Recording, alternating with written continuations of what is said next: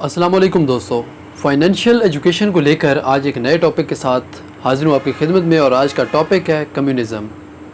ये कम्युनिज़म क्या है, इसका आइडिया कितना पुराना है और क्या दुनिया के अंदर इसके फ़ायदे हुए हैं और इसके नतीजे में क्या नुकसानात उठाए हैं दुनिया ने। आज की वीडियो में हम इसको मुकम्मल तौर पर डिस्कस करेंगे। अगर हम कम्युनिज़म की डेफिनेशन की बात करें तो from all according to their abilities to each according to their needs. मतलब ये कि दुनिया के अंदर जिसकी जितनी कैपेबिलिटीज़ है वो उसके अकॉर्डिंगली मेहनत करेगा और काम करेगा, और बदले में वो जो कुछ भी कमाएगा वो सोसाइटी में रहने वाले तमाम अफराद के अंदर इक्वल तरीके से जो है वो उनकी ज़रूरियात के हिसाब से तकसीम कर दिया जाएगा। कम्युनिज़म का आइडिया अगर हम बात करें तो हमारे जहन में आता है कार्ल मार्क्स, चाइना, यूएसएसआर यानी सोवियत यूनियन। लेकिन उससे पहले हज़ारों साल पहले जो है वो कम्युनिज़म के तरीके से ही लोग दुनिया के अंदर रह रहे थे। ये तब का ज़माना है जिसे हम स्टोन एज कहते हैं। लोग हंटिंग करते थे और सोसाइटीज़ के कोई मतलब उस तरह से ऑर्गेनाइज नहीं थी, कंट्रीज़ के बॉर्डर नहीं थे, शहरों के बॉर्डर नहीं थे, आज़ादाना तरीके से दुनिया के अंदर रहन सहन था और जो कुछ भी वो हंट करके लाते थे वो तमाम लोगों के अंदर इक्वली डिस्ट्रीब्यूट होता था। शेल्टर भी शेयर होता था और खाना भी शेयर होता था। तो देखा जाए तो कम्युनिज़म का जो आइडिया है ये हज़ारों साल पुराना है। लेकिन कार्ल मार्क्स ने जो है इसे मॉडर्न तरीके से जो है वो इम्प्लीमेंट करवा कर एक आइडियल किस्म की जो सोसाइटी है उसका ख्वाब देखा था। ये तब का ज़माना है जब 1848 में जो एक इंडस्ट्री रेवोल्यूशन हो रही थी, कारखाने लग रहे थे, बिजनेसेस हो रहे थे और दुनिया एक्सपेंड कर रही थी। उस वक्त की बात है जब दो सेगमेंट्स थे सोसाइटी के, एक बिज़नेस ओनर और सेकंड थिंग पर जो वर्कर और लेबरर थे। अब बिज़नेसमैन जो थे वो लेबरर्स का इस्तेसाल कर रहे थे, फैक्ट्री में उनको ज़्यादा काम करना पड़ रहा था, 7 दिन हफ्ते में काम करवाते थे, बदले में थोड़ी सी इनकम देते थे और जिस जगह पर वो काम करते थे वो भी बहुत ही पैथेटिक किस्म के और वर्स्ट किस्म की सिचुएशन होती थी। तो कार्ल मार्क्स को ये वाली जो बात है, ये जो सेगमेंटेशन थी सोसाइटी के जो तफरीक थी, ये पसंद नहीं थी। तो उन्होंने एक विजन देखा कि एक ऐसी सोसाइटी हो जहाँ पर क्लासेस का फ़र्क ना हो, जहाँ पर डिफरेंसेस ना हो, जहाँ पर ये जो अमीर और गरीब का फ़र्क है, जहाँ पर बिज़नेसमैन की इनकम बहुत ज़्यादा है और लेबरर की बहुत ज़्यादा कम है। तो ये जो तफरीक है ये ख़त्म होनी चाहिए थी। इसी आइडियालॉजी को लेकर सोवियत यूनियन के अंदर जो है वो उस वक़्त व्लादिमीर लेनिन ने, जो कि लिबरल्स के साथ उठे, मज़दूरों के साथ उठे, तो उन्होंने यूनियंस बनाई और यूनियन अगेंस्ट की उस ज़ार के, जिस मतलब ज़ार कहलाते थे वो उस वक़्त के जो सदर कह लें, वज़ीर आज़म कह लें या जो भी उनके रहनुमा थे सोवियत यूनियन के, तो उनकी हुकूमत का ख़ात्मा कर दिया। लेनिन ने मज़दूरों के लिए काफ़ी ज़्यादा काम किए और वर्किंग डेज़ को रिड्यूस करके 5 दिनों तक लेकर आए और जो वर्किंग आवर्स थे उनको 8 घंटों तक महदूद किया, जो कि आज जितनी भी डेवलप्ड नेशंस हैं उसके अंदर इनको ट्रू मीनिंग्स के अंदर जो है वो इम्प्लीमेंट करवाया जा रहा है। लेनिन के बाद आते हैं स्टालिन। लेकिन स्टालिन का जो एक काम करने का अंदाज़ था, उन्होंने कम्युनिज़म को जो है वो और भी एक्सट्रीम तरीके से जो है और उसकी मॉडिफाइड जो फॉर्म है उस तरह से इम्प्लीमेंट करवाया और जितने भी इंडस्ट्रीज थी, कारखाने थे, उनको नेशनलाइज करवा लिया और जितनी भी लैंड्स थी वो बड़े बड़े लैंड ओनर से लेकर छोटे छोटे किसानों के अंदर और मज़दूरों के अंदर जो है वो तकसीम कर दी। लेकिन यहाँ पर आकर जो कम्युनिज़म की डेफिनेशन थी वो डिस्टर्ब हो गई, क्योंकि कम्युनिज़म की जो डेफिनेशन थी उसमें यह था कि कोई भी जो लैंड है, कारखाना है, फैक्ट्री है, वो तमाम लोगों की ओनरशिप में होगा, उसका कोई एक सिंगल ओनर नहीं होगा, ना ही हुकूमत उसको ओन करेगी। लेकिन स्टालिन ने आकर जो है वो इसका मीनिंग्स चेंज कर दिया।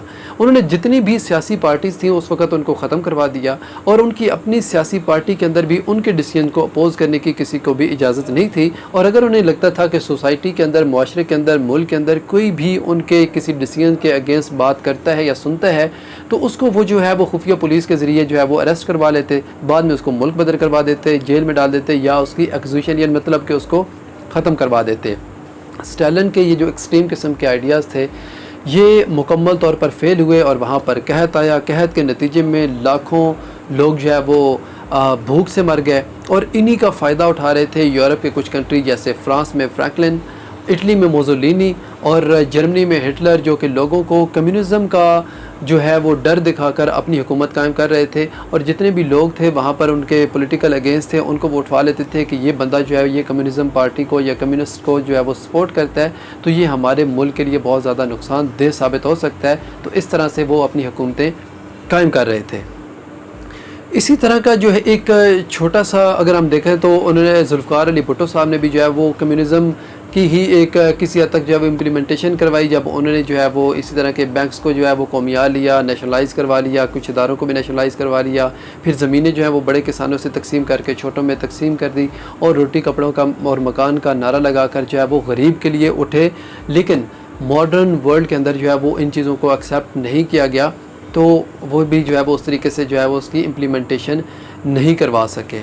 अब हमने देखना है कि इस कम्युनिज़म के ज़रिए, इस कम्युनिज़म का जो एक आइडियालॉजी थी दुनिया के, इसको क्या फ़वाइद हासिल हुए।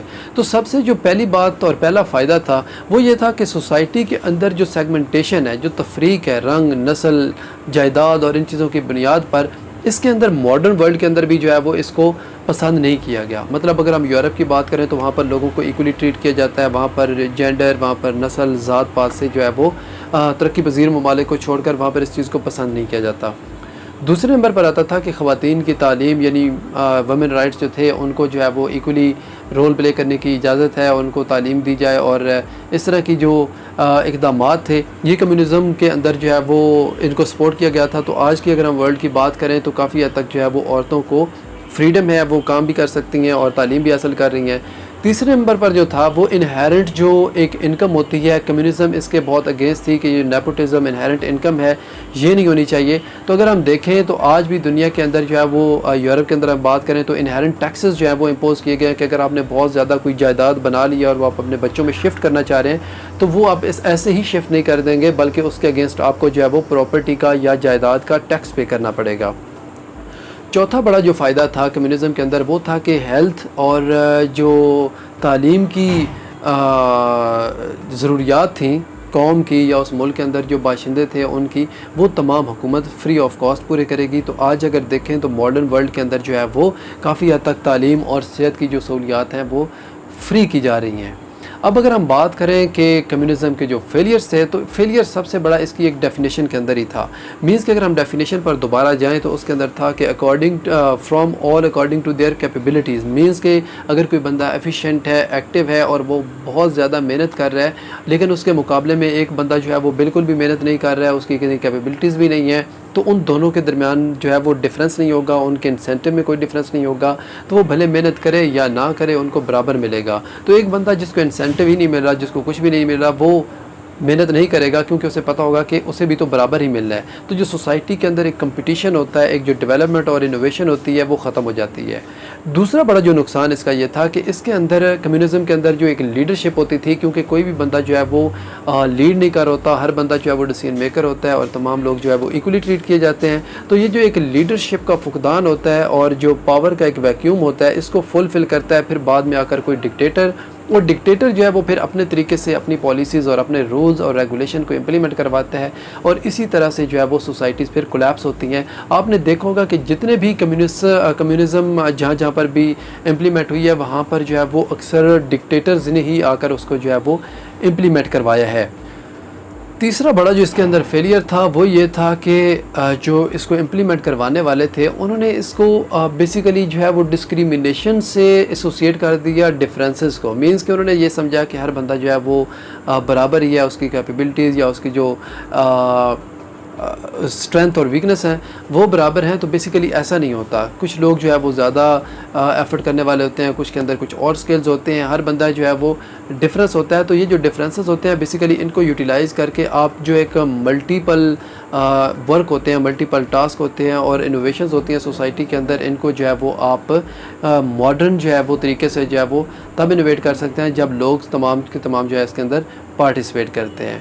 तो होपफुली ये जो एक इंट्रोडक्शन था और थोड़ी सी हिस्ट्री थी कम्युनिज़म की, आप लोगों को जो है वो इससे कुछ ना कुछ लर्निंग हुई होगी। और अगर आपको ये वीडियो पसंद आई है तो लाइक कर दीजिएगा, चैनल को सब्सक्राइब कर दीजिएगा। मिलते हैं नेक्स्ट वीडियो के अंदर, तब तक अपना ख्याल रखें। अल्लाह हाफ़िज़।